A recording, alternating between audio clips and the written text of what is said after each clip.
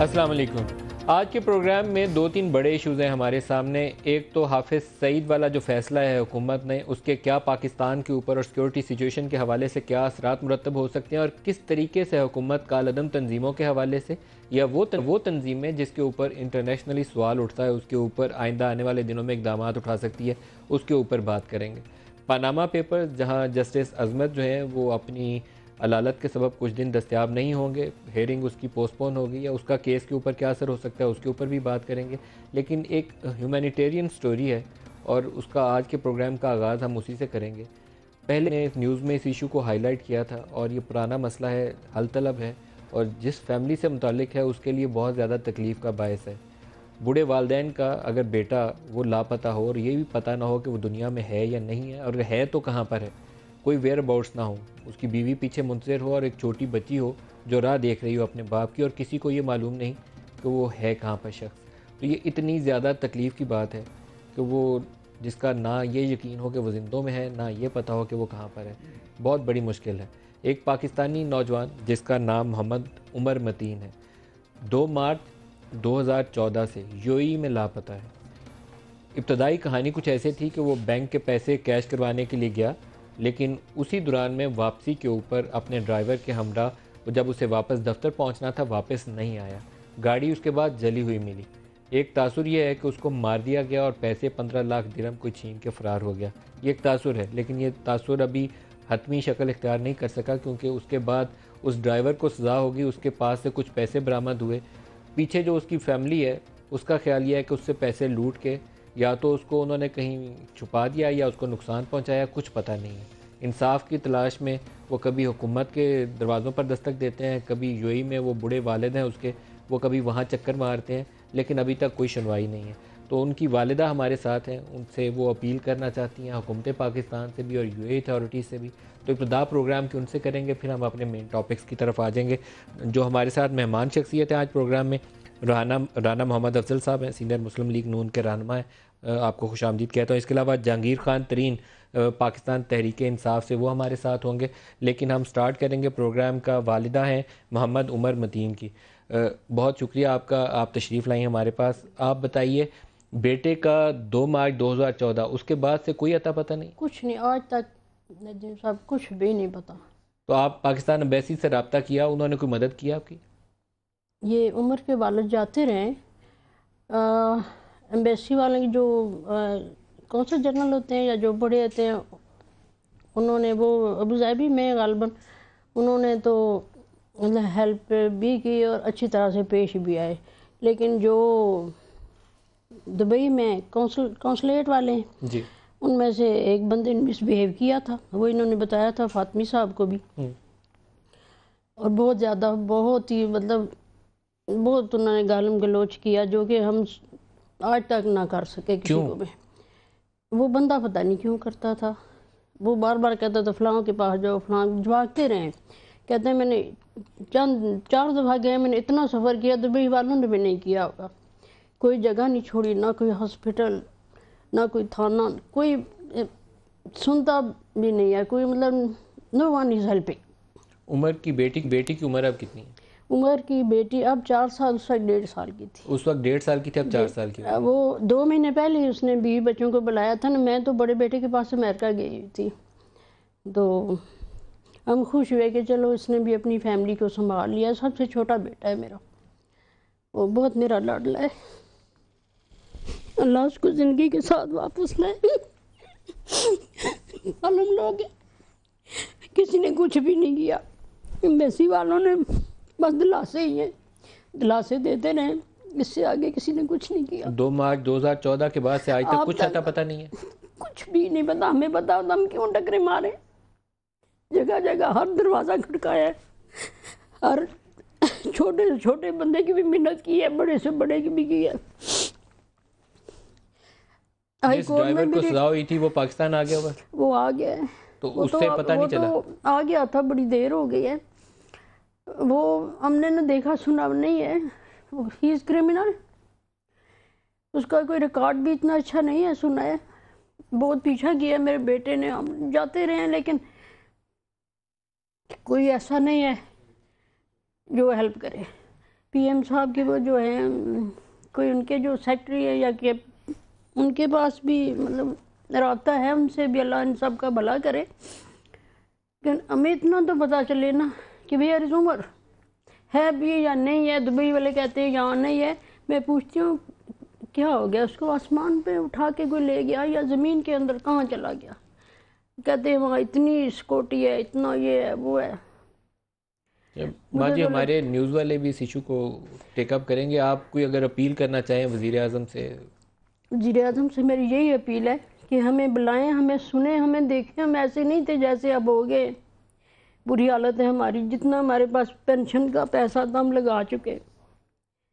اب بس یہ ہے کہ ہمارا گزارا ہو رہا ہے پینشن پہ، وہ اس کا شکر ہے. آپ ریٹائرڈ ٹیچر ہیں؟ جی آپ کے ہسبینڈ بھی انکم ٹیکس کے جی محکمے میں سے وہ ریٹائر اس ہوئے؟ میں تھی ایف جی جو آرمی ارکان گیریزن کے نہیں ہے سر سید مال پہ جو ہے، میں وہاں سے ریٹائر ہوئی ہوں. بہت محنت کی ہے، آرمی کے بچوں کو بہت پڑھایا. میں نے ان سے بھی ریکویسٹ کی ہوئی ہے آرمی چیف سے بھی کہ میں نے آپ کی بچوں کو بہت پڑھایا ہے، ساری زندگی ان کی خدمت کی ہے. اور آپ یقین کریں کہ میرا ایمان تھا کہ ان بچوں کا ایک سیکنڈ ضائع نہ ہو. نہ جس طرح مجھے اپنے بچہ ان اپنے سے زیادہ میں عمر کو کہ بہن کے پاس کبھی کس کے پاس چھوڑ کے، اس لیے کہ میرے بچے رزق حلال سے پلیں. بہت محنت مزدوری کی، سب کو پڑھایا، اپنا آپ نہیں دیکھا، سارا کچھ کیا. بس وہ ہے، اب اوپر خدا ہے اور نیچے یہ لوگ ہیں. پرائم منسٹر صاحب سے میری اپیل ہے کہ ہمیں کچھ نہ کچھ پتہ کر کے بتائیں، ہمیں بلائیں یا ہمیں سنیں، یا ہماری ریکویسٹ ہے. ہم اور کیا کر سکتے ہیں؟ کچھ تو اس کا پتہ بتائیں کہ وہ گیا کہاں. گیا کہاں؟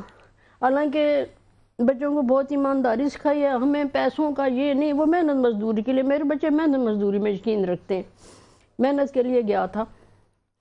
پھر اس نے تھوڑا سا سٹیبل ہوا تو اس نے بیوی بچی کو بلایا. 1.5 سال کی بچی تھی. اب وہ دیکھتی ہے راہ باپ کے. وہ آپ یقین کریں جب دوسری بچیاں باہر، وہ چھوٹا بیٹا آتا ہے اس سے جو بڑا ہے، تو وہ بھاگی ہوئی جاتی ہیں کہ ابو آئے ہیں. جاتی وہ بھی ہے، سیڑھیوں کے پاس کھڑی ہوتی ہے، دیکھتی ہے، کہتی ہے یہ تو تایا ہے. پھر ہم کیا کریں، کیا جواب دیں اس کو؟ اللہ تعالیٰ آپ کے لیے آسانی پیدا کرے اور اس آمین مشکل کا ایک آسان جو آمین. حل ہے وہ ڈھونڈے. اتنا ظلم. میرے پاس 2 معزز مہمان ہیں، میں دونوں سے چاہوں گا اس پہ بات کریں، لیکن میں بریک اس سے پہلے لینا چاہوں گا. کمپنی آپ والوں کہہ سے لیجئے جو بھی کہنا کہہ لیں. آپ کمپنی نے کیا؟ ان سے بھی ریکویسٹ ہے کہ ہماری مدد، اگر اس نے کچھ کیا بھی ہے تو اسے معاف کریں. ہمارے پاس دینے کو کچھ نہیں ہے. میرے پاس ایک 5 مرلے کا گھر ہے، میں دینے کو تیار ہوں، اور میرے پاس کچھ نہیں ہے. میری جان لینی ہے تو لے لیں، میں اس کے لیے بھی تیار ہوں.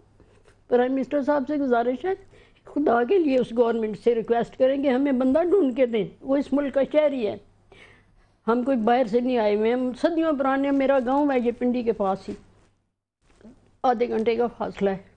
تھوڑی سی زمین ہمیں سال بھر کے دانے آ جاتے ہیں، الحمدللہ ہمارا گزارا ہو رہا ہے. مجھے کسی نہیں چاہیے، پرائم منسٹر صاحب سے یا اس گورنمنٹ سے کسی سے کچھ بھی نہیں چاہیے. مجھے بیٹا چاہیے. I want my son. MBA پڑھا ہے یہاں سے بیریا یونیورسٹی سے. اب اس کی بیوی بھی MBA، وہ اسلامی یونیورسٹی سے ہے. اب ہم پہ ڈیپینڈ کرتی ہے، وہ بھی، اس کی بچی بھی ہے. پرائم منسٹر صاحب سے گزارش ہے کہ ہمیں بلائیں، اس کی بچی کو بھی دیکھیں، اس کی بیوی کو. اس کی طرح ہماری دیکھا نہیں جا سکتا. جوان بچی ہے، بس دیواروں سے ٹکرے ہی مارتی ہے. کیا کریں؟ چھوٹی بچی ہے، بس میرے پیچھے یا بابا کے پیچھے بھاگتی رہتی ہے. تو میں ایک بریک لوں گا. اللہ تعالیٰ آپ کے لیے آسانی پیدا کرے اور آپ کی مشکلات کا حل نکالے. اور میرے پاس جو 2 مہمان ہیں میں ان سے چاہوں گا اس کے اوپر بات کریں، لیکن اس سے پہلے ایک میں بریک لے لوں. بریک لے لیں گے، ہمارے ساتھ رہیے گا.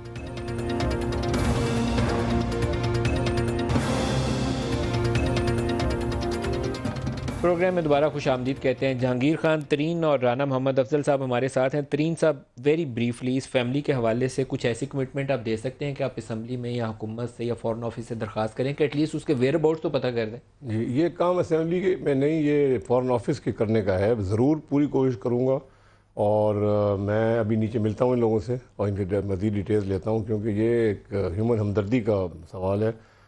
بچے کے ساتھ جو بھی ہوا، مگر کم از کم ان کا پتہ تو ہونا چاہیے نا کیا ہوا اس کے ساتھ اور اس کا کیا ہو سکتا ہے. تو ضرور دیکھیں، دبئی میں پولیس کا اچھا نظام ہے، اور اگر وہاں پہ ہماری ایمبیسی والے، کونسلیٹ والے وہاں پہ جا کے تھوڑا سا اس پہ ٹائم لگائیں تو میرا خیال ہے اس کو ان کے بارے میں زیادہ انفارمیشن یا حتمی انفارمیشن آ سکتی ہے. رانا صاحب اس معاملے میں زیادہ ذمہ داری آپ کے اوپر ڈالوں گا, آپ حکومت ہیں, کچھ کریے ان کے لیے.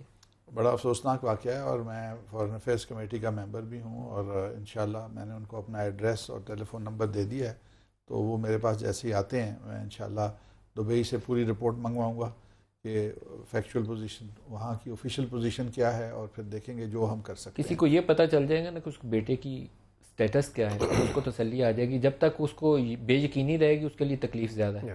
بس جو ان کی گفتگو سے لگ رہا ہے کہ وہ مسنگ ہے اور دبئی کی حکومت کو بھی اس کا علم نہیں ہے, ورنہ تو یہ ان کو ضرور بتا دیا جاتا. لیکن بہرحال it's a very serious story, اس کے اوپر انشاءاللہ جو بھی ہو. میں شکر گزار ہوں آپ کا, کیونکہ یہ وہ ایشو ہیں جو ہمارے گلی محلوں میں شہروں کے اندر ایسے ہیں کہ جن کی تکلیف آپ کا دل کاٹتی ہے اور آپ چاہتے ہیں کہ کچھ کریں اور آپ ہیلپ لیس ہو جاتے ہیں. آپ لوگ شاید اس پوزیشن میں ہیں کہ آواز اٹھا سکتے ہیں.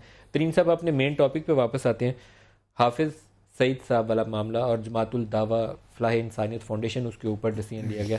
آپ کی پارٹی پوزیشن کیا ہے؟ کیونکہ آپ کی طرف سے دو آوازیں آتی ہیں. یہاں بیٹھ کے لگتا ہے کہ آپ کہہ رہے ہیں کہ ٹھیک ہے نیشنل انٹرسٹ ہے, لاہور میں دیکھیں تو لگتا ہے آپ پروٹیسٹ کر رہے ہیں. آپ کرنا کیا چاہتے ہیں؟ دیکھیں یہ ایک واضح بیان آیا ہے آئی ایس پی آر کی طرف سے کہ یہ نیشنل انٹرسٹ کی وجہ سے, نیشنل سیکیورٹی کی وجہ سے ان کو ہاؤس اریسٹ کیا گیا ہے. تو میرا خیال ہے کہ ہمیں اس پہ یقین کرنا چاہیے کہ انہوں نے کسی وجہ سے کیا ہوگا. کوئی اس طرح کی انٹرنیشنل حالات بنے ہوں گے کہ انہوں نے سمجھا ہوگا بہتری اسی میں ہے کہ یہ کام کریں.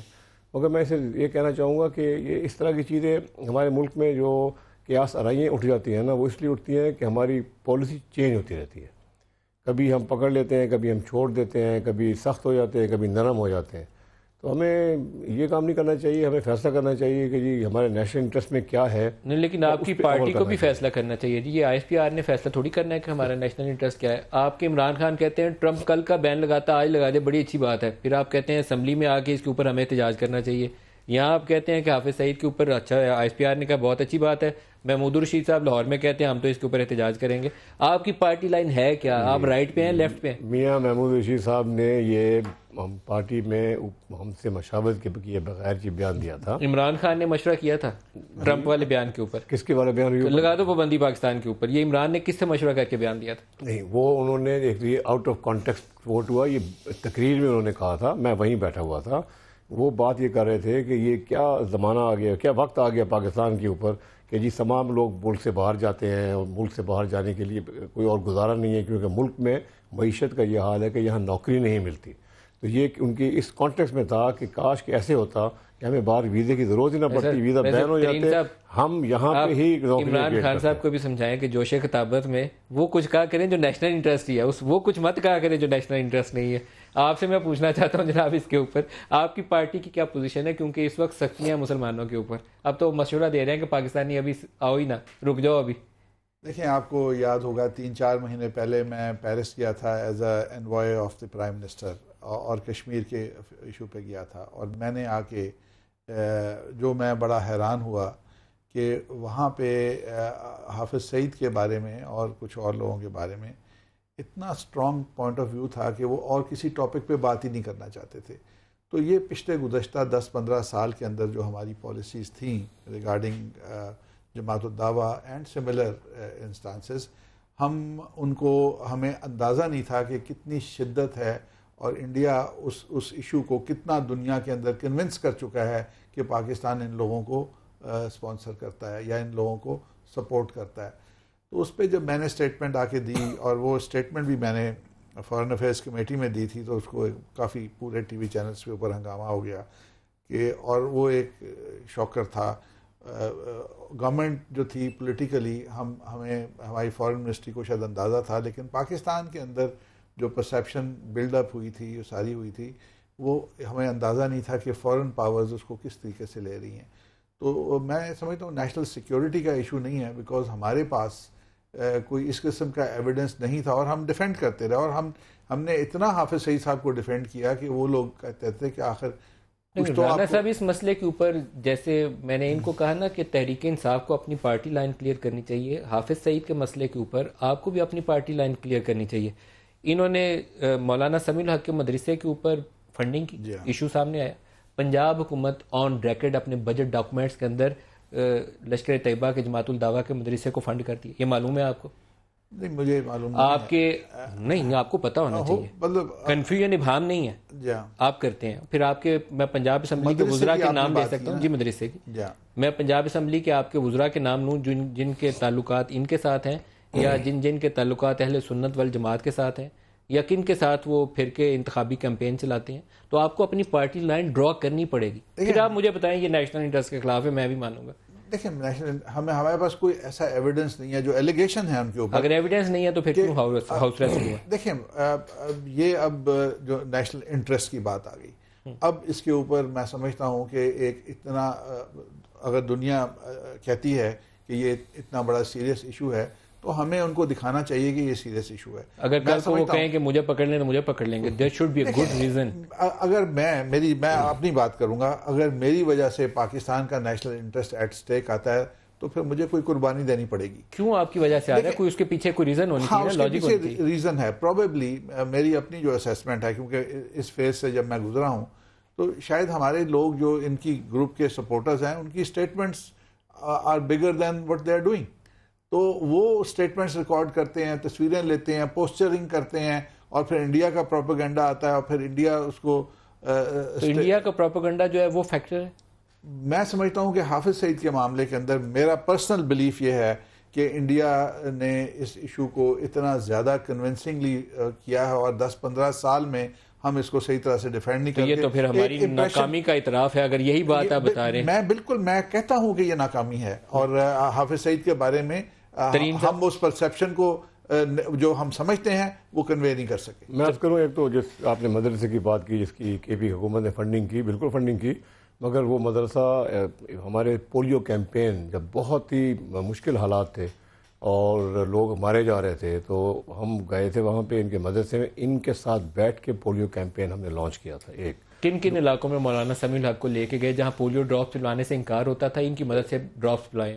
جہاں ہم ان کے مدرسے میں گئے وہاں پہ ان کے سامنے بیٹھ، مدرسے کے علاوہ کہاں لے کے گئے مولانا سمیع ان کی ضرورت نہیں ہے نا، ہم نے تو دکھانا یہ تھا کہ مولانا سمیع الحق اس میں۔ ویسے ترین صاحب، میں اس ایشو کے اوپر پچھلے 7-8 سال سے کام کر رہا ہوں۔ پیپلز پارٹی کے دور حکومت میں نے ان کی وزیر کو ساتھ لے کے مولانا سمیع الحق کو فون کے اوپر درخواست کی تھی آن ایئر کہ ان کے ساتھ جائیے پولیو ڈراپ پلانے، انہوں نے کہا جائیں گے، کام آگے نہیں چلا، جب تک ان علاقوں میں ان کو لے کے نہیں جائیں گے نہیں چلے گا۔ مولانا سمیع الحق نے خود ڈراپس پلائے، اور اس کے بعد سے ہمارا پورا کیمپین کامیاب ہو گیا، اور ہم نے اور بھی بہت سی چیزیں کی، مگر یہ ایک جز تھا اس کا۔ دوسری بات یہ ہے کہ جو ہم نے فنڈنگ کی، ہم نے فنڈنگ ایسے نہیں کر دی کہ بس ہم نے فنڈ دے دیے، ایک MOU سائن ہوا جو کہ پورے مدرسے میں سائنس اور میتھمیٹکس کی تعلیم کو فروغ دینے کے لیے ہم نے پیسے دیے، اور انہوں نے یہ بھی ساتھ MOU میں لکھا ہوا ہے کہ وہ مل کے ہمارے ساتھ باقی مدرسوں کے ساتھ۔ ایشو یہ ہے کہ وہاں کی اگر ریڈیکلائزیشن ہو رہی ہے، وہ ریڈیکلائزیشن ختم ہوگی؟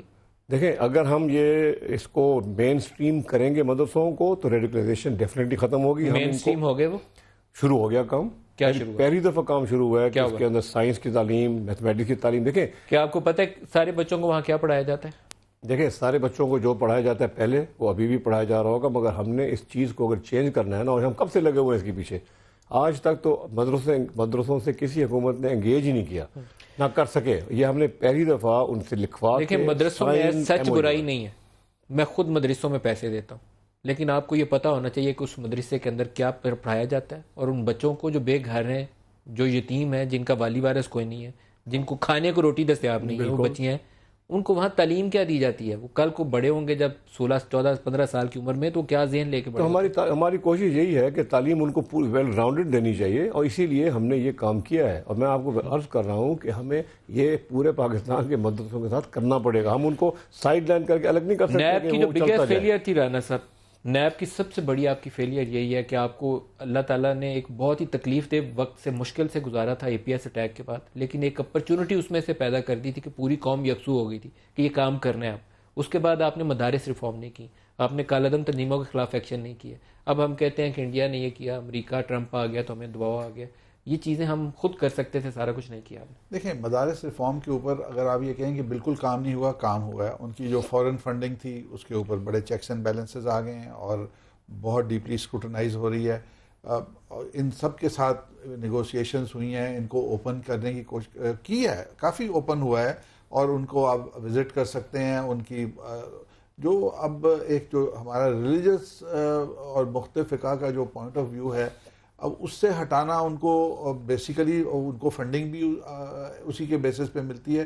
تو جیسے ترین صاحب نے کہا فنڈنگ ابھی بھی آ رہی ہے, بند نہیں ہوئی آپ کو, اگر یہ آپ کلیئرٹی اب بینکنگ چینل سے تو نہیں, اگر وہ ایلیگلی آ رہی ہے تو پھر اس کو پکڑنا پہلے بھی سارا بینکنگ چینل سے نہیں تھا, پہلے تو بہت اوپنلی آتا تھا, بینکنگ چینل سے آتا تھا, اب وہ چیک ہو گیا. اور اس کے جو اس میں بھی کور اپ میں بھی اگر آتا ہے تو اس کے اوپر بھی, لیکن دیکھیں ان کا اب آہستہ آہستہ ریئلائزیشن ہو رہی ہے, ان کی جاب پلیسمنٹ ہو رہی ہے, ان کو خود بھی اب وہ انگلش کا, میتھس کا, کمپیوٹرز کا, اب کچھ ایک چینج آئی ہے پنجاب میں تو کافی آئی ہے. کیا آپ نیب کے اوپر مطمئن ہیں آپ؟ نہیں جی بالکل نہیں, میں یہی سوچ رہا تھا جب عمران صاحب نیب کی بات کر رہے تھے. دیکھیں ہوتا ہمارے ملک میں کیا ایک ٹریجڈی ہوتی ہے, ہم سب اکٹھے ہو جاتے ہیں, ہم بہت بڑی باتیں کرتے ہیں کہ اب ہم یوں کریں گے, اب ہم یوں کریں گے, اب طریقہ چینج کر دیں گے. اس کے بعد تھوڑے دن یہ جوش رہتا ہے, پھر آہستہ آہستہ واپس وہیں چلے جاتے ہیں جہاں پہ پہلے تھے. نیب کے ساتھ بھی یہی ہوا ہے. اتنے بڑے اے پی ایس کے واقعے کے بعد تمام لوگ ہم بیٹھے ساتھ, ہم نے ساری چیز میں ایگری کیا, ہر چیز میں ہم شامل ہوئے, مگر اس کے بعد امپلیمنٹ کرنا حکومت کا کام ہے. اور میں سمجھتا ہوں کہ نیب کا اثر شاید پہلے مہینے 2 مہینے میں تھا گرم, اس کے بعد سے we are back to square one, جیسے پہلے چلتا تھا کام ویسے ہی چل رہا ہے, کسی کو فکر نہیں ہے. تو جب تک ایک سسٹین کام نہیں ہوگا نا ندیم, سسٹین یعنی کہ آپ کہے اب ہم نے کرنا ہے, یہ مائل سٹونز ہیں, 3 مہینے میں ہم یہاں پہنچیں گے, 6 مہینے میں ہم یہاں پہنچیں گے, 9 مہینے میں ہم یہاں پہنچیں گے, 1 سال میں ہم یہاں پہنچیں گے, جب تک اب تبدیلی نہیں لے کے آ سکتے. اور افسوس کی بات یہ ہے کہ نیب ہر حالت میں میرا خیال ہے کہ جس پیمانے سے بھی دیکھیں آپ وہ فیل ہو گیا. نیکٹا کو امپاور کرنا تھا, نیکٹا کی وہی حالات ہیں جو پہلے تھے, وہیں وہ انٹیریئر منسٹری کی نیچے ہے, وہ کوئی کام نہیں کرنے دیتے اس کو. اس طرح سے اور بھی جتنے بھی ایکشن پوائنٹس تھے نیکٹا کے, نیب اس کے نیشنل ایکشن پلان کے, وہ وہیں کے وہیں کھڑے ہیں جہاں پہ وہ اس ایگریمنٹ کے بعد کھڑے تھے. اچھا رانا صاحب لاسٹ اس پہ کویسچن لے لیں, پھر پاناما کی طرف آتے ہیں. قومی اسمبلی میں اس کے اوپر کیوں نہیں بحث کرتے آپ؟ ہفتہ 10 دن بحث کریے, برین اسٹارمنگ کریے, اس کا کوئی حل نکالیے نیب کے اوپر. دیکھیں نیشنل ایکشن پلان کے اوپر ہوئی ہے, اور واحد منسٹر ہیں ہمارے جو انٹیریئر منسٹر ہیں جنہوں نے آ کے اپنا پوری پرفارمنس کی رپورٹ دی ہے. کتنے دن بحث ہوئی ہے نیب کے اوپر مجھے بتائیے گن کے. انہوں نے اپنی 2 سالوں میں رپورٹ کی, اپوزیشن اینڈلیس ٹائم لے سکتی ہے اس کے اوپر. ایک منسٹر نے آ کے اپنی پرفارمنس دی ہے, اپنے ایریاز بتائے کہ میں نے کیا کیا کیا ہے, اس کے اوپر بحث بھی ہوئی. دیکھیں میں یہ کہوں گا کہ یہ سر ایک دن بھی نہ لگے تو یہ تو ظلم نہیں ہے جو پاکستان کی بالکل کچھ نہیں سالمیت کا مسئلہ, اور ہم اس کے اوپر ایک دن بھی بحث نہ کریں. اب دیکھیں from identity cards to SIMs to transfer of funds to syllabus ایک چینج آئی ہے. آپ نے 70-80% ایکسٹریمزم کو ریڈیوس کر لیا ہے, اب آپ آخری فیز میں جا رہے ہیں. تو یہ ناکامی تو نہیں ہے. آپ دیکھیں کہ آپ کے دہشت گردی کے حملے ریڈیوس ہوئے ہیں, آپ کی لوگوں کی آئیڈینٹیفیکیشن کلیئر ہوئی ہے, فورن اسٹوڈنٹس جو تھے ان کو آپ نے نکال دیا ہے. مطلب ضرب عذب کا یہ سارے نیشنل ایکشن کے I think we are progressing. اب یہ کہہ دینا کہ کچھ بھی نہیں ہوا تو میں تو آئی ڈونٹ. ایک بریک لے لیں, بریک سے واپس آتے ہیں تو پاناما والا ایشو ہے اس کے اوپر بات کریں گے. ہمارے ساتھ ہے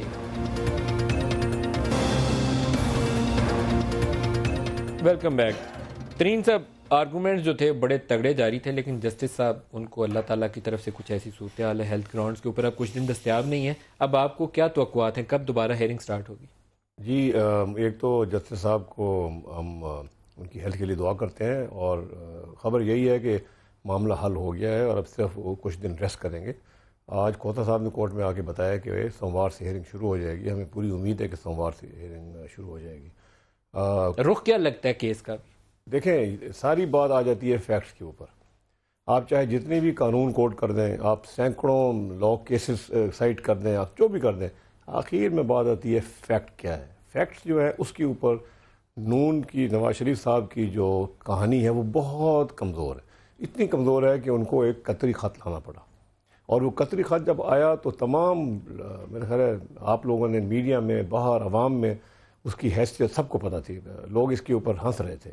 اس کے بعد اتنا زیادہ اور مسائل ان کے لیے آئے کہ ان کو قطری 2 لانا پڑا, اور قطری 2 جو ہے وہ قطری 1 سے بھی زیادہ مسئلے کا حمل ہے. وہ اب آئے گا قطری 2 کے اوپر بات کریں گے تو آپ کو پتہ لگے گا کورٹ میں کس قسم کے سوالات آئیں گے. بہت سے سوالات ہیں جو جواب نہ قطری 1 دیتا ہے نہ قطری 2 دیتا ہے, بلکہ زیادہ سوال اٹھ جاتے ہیں. سب سے بڑی بات یہ ہے کہ کوئی بینکنگ ٹرانزیکشن نہیں ہے.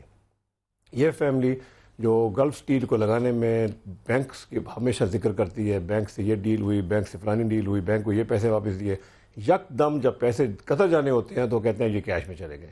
یہ کون مانے گا؟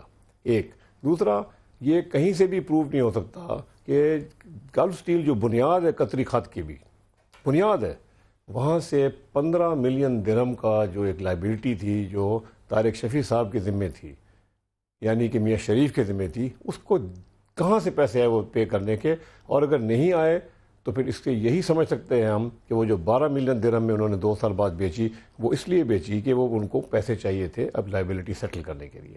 تو یہ کہاں وہاں سے نیٹ کوئی پیسہ دستیاب نہیں ہوا، دبئی سے کچھ نہیں ملا، دبئی سے کچھ نہیں ملا ان کو۔ رانا صاحب دیکھیں، فیکٹس کے ساتھ ساتھ جو لا آف دا لینڈ جس کے تحت یہ کیس چلے گا اور جس کے تحت فیصلہ ہوگا، وہ بھی اتنا ہی امپورٹنٹ ہے کہ لا میں کیا لمیٹیشنس ہیں، کیا لا کیسے امپلیمنٹ ہو سکتا ہے، وہ بھی ہے۔ دیکھیں، اس میں بینکنگ ٹرانزیکشنز کی بات کی، ایک فیکٹ تو ریکگنائزڈ ہے کہ آؤٹ سائڈ پاکستان ان کا بزنس تھا۔ اب وہ بزنس کے اوپر یہ کہتے ہیں جی وہ چھوٹا تھا، وہ بڑا تھا، یہاں نہیں ہوا، قطر میں نہیں ہوا، دبئی میں نہیں ہوا۔ جب وہ آؤٹ سائڈ پاکستان بزنس کر رہے ہیں اور جو ان کے بزنس پارٹنرز ہیں وہ آپ کو سرٹیفائی کرتے ہیں کہ جی ہم نے پیسے دیے ہیں، تو ایک دینے والا ایک لینے والا، تیسرا بندہ کہاں سے آ گیا؟ What is the justification? یہاں کوئی اور ملک ہوتا، وہ کہتا ہے جی میں گیمبلنگ ڈین سے یہ سرٹیفکیٹ ہے، میں گیمبل کیا اور میں اتنے پیسے جیتا۔ اور ہمارے ملک میں کیا گیمبلنگ ڈین کا سرٹیفکیٹ ایکسیپٹیبل ہے؟ میں کہتا ہوں، میں کہتا اگر اور کوئی ملک ہوتا، نہیں وہ اور ملک نہیں ہے نا۔ لیکن ایک چیز میں آپ کو بتاؤں جو فنڈامنٹل فیکٹس ہیں، ہاں جی، آئی سی آئی جے نے جو الزامات لگائے تھے وہ الزامات یہ تھے کہ نیلسن نیسکول کمپنیز ان کی ملکیت ہے اور 93 سے یہ جو مے فیئر اپارٹمنٹس ہیں وہاں ان کے یہ مالک ہیں۔ پھر انہوں نے کہا کہ ڈوچے بینک سے قرضہ لیا ہوا ہے، وہ بھی الزام مریم صفدر کے اوپر آیا کہ یہ اصل اس کی مالکہ مریم ہے۔ یہ الزامات کی بنیاد تھی جس کے اوپر یہ کیس لے کر چلے گئے۔ پھر التوفیق کا حوالہ آ گیا۔ سب کچھ ڈینائی کرنے کے بعد جو اب تازہ ترین سپریم کورٹ کے اوپر پوزیشن ہے، اپارٹمنٹس مان لی لندن میں ہماری ہیں کا 2006 سے ہم نے خریدی تھی، پہلے نہیں مان، آپ کہہ رہے ہیں کہ 13 سال ہم وہاں رہتے رہے، مالک نہیں تھے، 93 سے رہ رہے تھے، مالک 2006 میں بنے۔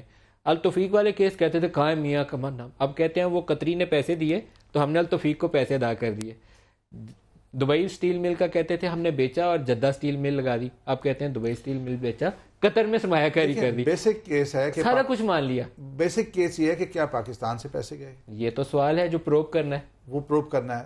اب یہ کیسے پروو ہوگا جب ان کے بزنس اسٹیبلشڈ ہیں وہاں پہ؟ اگر وہاں کا بندہ کہہ رہا ہے کہ میں نے پیسے دیے، اوپر سے کچھ ایئر ڈراپ تو نہیں ہوا ہوگا نا، کسی چینل سے گیا ہوگا پیسہ؟ اگر میرا کسی کو کوئی دوست ہے وہ مجھے دے دیتا ہے پیسے، یہ جو بھی کرتا ہے، آپ کے خیال میں کس نے دیا ہوگا؟ اس کو کیسے چیلنج کریں؟ دبئی فیکٹری میں کس نے پیسہ دیا ہوگا؟ دیکھیں، میں اس کی ڈیٹیل میں جانا نہیں چاہتا۔ میں اوورسیز پاکستانی رہا ہوں، میں 11 سال پاکستان سے بعد میں نے کام کیا ہے۔ میری ان اوورسیز کی انکم میں $10 ملین یا $20 ملین لے آتا، یہاں پوچھنے کا کوئی قانون ہی نہیں ہے کہ تم کہاں سے کما کے لائے ہو۔ مسئلہ وہاں سے یہاں لانا نہیں ہے، یہاں سے وہاں لے جانا، یہاں سے وہاں لانا، پھر یہ ثبوت کا ثابت کریں، یہ ثابت کریں۔ دبئی فیکٹری کیسے لگی جی بتائیے؟ یہ کہتے ہیں کہ یہ دبئی فیکٹری 100% لون پہ لگی۔ یہ میں بزنس کرتا ہوں، یہ نہیں ہوتا دنیا میں کہیں 100% لون پہ کوئی چیز نہیں لگتی۔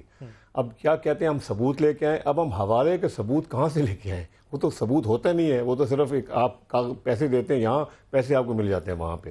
مگر جو سرکمسٹانشل ایویڈنس یہ ہے کہ 100% ڈیٹ کے اوپر کبھی کچھ نہیں شروع ہوتا۔ چلیں چھوڑیں اس بات کو، یہ ابھی رانا صاحب کہہ رہے تھے کہ جی کسی نے پیسے دیے تو وہ پیسے آگے دے دیے، ہم یہ نہیں کہہ رہے۔ ہاں میں یہ نہیں کہہ رہا، انہوں نے اپنی جو ڈاکیومنٹ دیے ان میں سے ہم نے یہ حساب نکالا ہے، ہم نے یہ خود سے ڈاکیومنٹ نہیں دیے، ان کی ڈاکیومنٹ شیئر پرچیز ایگریمنٹ دی، اس کا ہم نے جب تجزیہ کیا تو پتہ چلا کہ اس میں تو 15 ملین کا خسارہ ہے۔ تو 15 ملین کا خسارہ تھا، 1.5 سال بعد 12 ملین آ گئے، خسارہ پھر بھی 3 ملین کا رہ گیا، تو آگے تو کچھ بھی نہیں گیا۔ یہ ایک بات یہ۔ دوسری بات یہ، نواز شریف صاحب نے اپنی تقریر کی جب پوری اپوزیشن نے بائیکاٹ کیا اسمبلی کو کہ آ کے ایکسپلینیشن دیں، پھر وہ آئے، انہوں نے ایک لکھی ہوئی تقریر پڑھی، اس میں انہوں نے کہا یہ چیز ہوئی، یہ وہ وسائل تھے جن سے ہم نے یہ اپارٹمنٹس خریدیں، تمام ڈاکیومنٹ موجود ہیں ہمارے پاس، انہوں نے فلور آف دا ہاؤس میں کہا۔ تیسری بات انہوں نے کی کہ میں اپنے آپ کو احتساب کے لیے پیش کرتا ہوں۔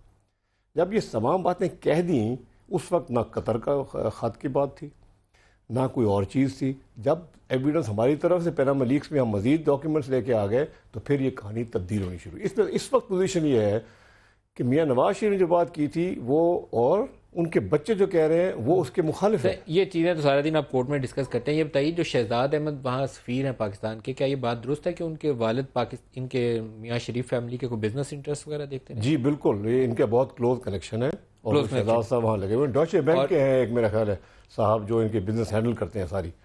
تو یہ شہزاد صاحب انہی کے برخدار ہیں جو وہاں اس وقت سفیر لگے ہوئے ہیں. اور یہ جو خود حمد بن ثانی صاحب ہیں, انہی کو ہم نے وہ پروجیکٹ بھی دیا ہوا ہے پاور سیکٹر کا. جو پاور سیکٹر کا صرف ایک پروجیکٹ نہیں دیا ہوا جی, ان کے لیے بہت سے پروجیکٹس دیے ہوئے ہیں. ان کو ہر چیز کے اندر شامل کیا. سب سے بڑی بات پتہ ہے, سب سے بڑی بات پتہ کیا ہے جو اب لیٹسٹ بات نکلی ہے, وہ ہے LNG کا ٹھیکہ. وہ کس کو دیا ہم نے؟ وہ قطری رائل فیملی کو دیا نا. قطر کے ساتھ یہ سودا ہوا جس کے اندر سیف الرحمان صاحب شامل ہیں, بیچ میں انٹرمیجری وہ ہیں جو یہ الجاسم ہیں, یہ جو بھی ہیں ان کی اور وہ ان کی پارٹنرشپ ہے. یہ ٹھیکہ ان کو اتنا مہنگا دیا گیا ہے کہ آپ ڈان کا آرٹیکل پڑھ لیں, 13.2% پہ ان کو دیا گیا. ابھی جو آفر آئی ہے گورنر سے, جو ایک اور بڑی کمپنی ہے, وہ 11% ہے. رانا صاحب سے پوچھیں, $2.5 ارب رانا صاحب آپ سے پہلا سوال یہ نہیں ملک کا ہے. رانا صاحب سے پہلا سوال اور ہے, آج ہم نے ایک گھوڑا بھیجا ہے قطریوں کو, جی ہاں, اسپیشل جہاز بھیجا ہے, تو ہم گھوڑے بھیجنے کی خدمت اتنی کر رہے ہیں. اس کے باوجود قطریوں کو گھوڑا بھیج رہے ہیں, کہ ہمارے پہ الزام لگ رہے ہیں, ہم پھر گھوڑا بھیج رہے ہیں.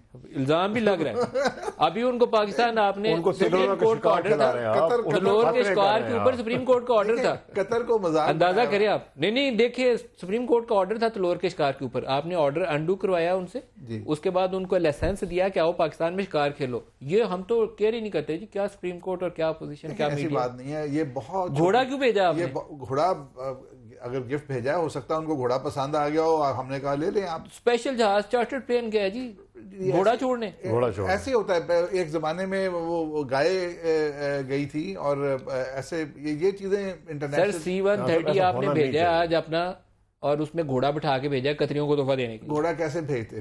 بحری جہاز پہ بھیجتے. ان کو کہتے ہیں ان کے پاس بہت جہاز ہے, بتائیں ان کو کہتے ہیں جہاز بھیج دو, اس پہ گھوڑا بھیج دیتے ان کو. سر اگر 12 ملین وہ کیا تھے درہم, وہ پتہ ہی نہیں ہے کیسے چلے گئے, تو گھوڑا بھی ایسے بھیج دیتے, پتہ ہی نہ چلتا. پاکستان کے لیے یہ لوگ بھی بہت کچھ کرتے. میں اب کیا کرتے ہیں LNG پہ آ جائیں. وہ بلوچستان میں لوگوں نے فائر کیا تھا ابھی ان کے اوپر, ان کے ڈیلیگیشن کے اوپر, کیونکہ وہ کہتے تھے یہاں ہاسپٹل اور دوسری فیسلٹیز بنا کے دیں ہمیں. انہوں نے پیسے نہیں دیے, انہوں نے فائر کیا آگے سے. کیا کرتے ہیں پاکستان کے؟ دیکھیں یہ ایک آپ ابھی بندوق کے زور پہ ہسپتال بنائیں گے, یہ تو بڑی زیادتی ہے. اگر آپ نے کسی سے ہسپتال لینا ہے, گھوڑا پیار محبت سے لیں.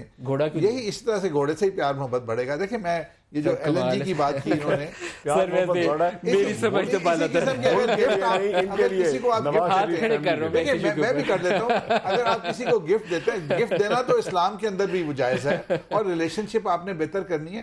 اس وقت نواز شریف صاحب ریلیشن شپ بہتر کرتے ہیں تو ان کے اوپر مسائل زیادہ بڑھیں گے. کل سپریم کورٹ میں بھی گھوڑے کا سوال ہوگا. اگر ہمارے دل میں کوئی کریں, سپریم کورٹ میں تو ایک ہر چیز بندہ پوچھ سکتا ہے. ہمارے دل میں چور ہوتا تو گھوڑا کبھی نہ بھیجتے. اس کا مطلب ہے کہ کوئی چور نہیں ہے. اور قطر کے ساتھ جو LNG کی ڈیل ہوئی ہے, جس کے اوپر ابھی انہوں نے اعتراض کیا, اس وقت 1 سال سے کہہ رہے تھے یہ مہنگی ہوگی, 18 سینٹ میں ہوگی, اور جب 13 سینٹ پہ ہوئی تو سب حیران رہ گئے کہ اتنے اچھے ریٹ کے اوپر ہو گئی. آج مطلب ہر چیز سے کیڑا نکالنا, یہ تو ہماری ایک پالیٹکس ہو گئی ہے. میں سمجھتا ہوں کہ اس طریقے سے ہماری گورنمنٹ ڈسکریڈٹ نہیں ہو سکتی. اور میں عوام کی آپ کو بات بتاتا ہوں کہ اس کو پاناما لیکس نہیں, پجامہ لیکس کہتے ہیں, اور کوئی پاکستانی کا ایشو نہیں ہے. 4 فلیٹ یا 3 فلیٹ وہ پاکستان کے فیوچر سے بڑے ہو گئے ہیں, اور پوری ایک جماعت ہے جو پاکستان میں فیوچر میں رول کرنا چاہتی ہے. وہ پاکستان کے فیوچر کو 4 فلیٹوں سے منسلک کر رہی ہے کہ نواز شریف کو کسی طریقے سے گرا لیں اور ہم پاور میں آ جائیں. یہ ہوگا نہیں. ہمارے عوام اتنے بیوقوف نہیں ہیں. ان کا آبجیکٹو تو یہی ہوگا کہ نواز شریف کو گرا لیں, لیکن الزام کی نوعیت منی لانڈرنگ کی ہے, جو بڑا سیریس ایلیگیشن ہے, اور ٹیکس ایویژن کی نہیں ہو سکے گا. اور ٹیکس ایویژن کی ہے. یہ ثابت کریں کہ جی پاکستان سے پیسہ گیا, کہاں سے چوری ہوا, وہ ایک بڑا سیریس ایشو ہے کہ کہاں سے چوری ہوا اور کیسے گیا. یہ ثابت کریں گے تو منی لانڈرنگ ہوگی, ورنہ نہیں ہوگی. سب سے پہلی بات یہ ہے کہ اگر ان ایکسپلینڈ جائیداد ہونا اور سیاسی فیملی کی ہو جو پچھلے 30 سال سے اقتدار میں آ رہے ہیں اور جا رہے ہوں, اور ان کے پاس ایسی جائیداد ہو جس کے لیے ان کے نہ وسائل تھے وہ دکھا سکتے ہیں, نہ وہ منی ٹریل دکھا سکتے ہیں, تو ہم کیا سوچیں؟ قوم کیا سوچے؟ قوم یہ سوچے گی کہ انہوں نے اپنے دور میں کرپشن کر کے یا ٹیکس ایویژن کر کے یہ پیسہ باہر بھیجا, کیونکہ ڈکلیئرڈ نہیں ہے. اس کے علاوہ تو قوم کچھ نہیں سوچے گی. اور یہ 4 فلیٹ کی بات نہ کریں, یہ کیا مطلب آپ کہہ رہے ہیں کہ جب تک 3-4 بلین ڈالر چوری نہ ہو تو ہم کہیں کچھ نہیں ہوا؟ نہیں, آپ نے تو 4 فلیٹ 3-4 بلین ڈالر کے بنا دیے, جتنے کے بھی ہیں, ایک فلیٹ بھی ہونا اور وہ جسٹیفائی نہ ہو سکے, سوری یہ کرپشن ہے اور یہ اس کے اوپر ہمارا رائٹ ہے, اور اسی لیے یہ سب کچھ کورٹ میں چل رہا ہے.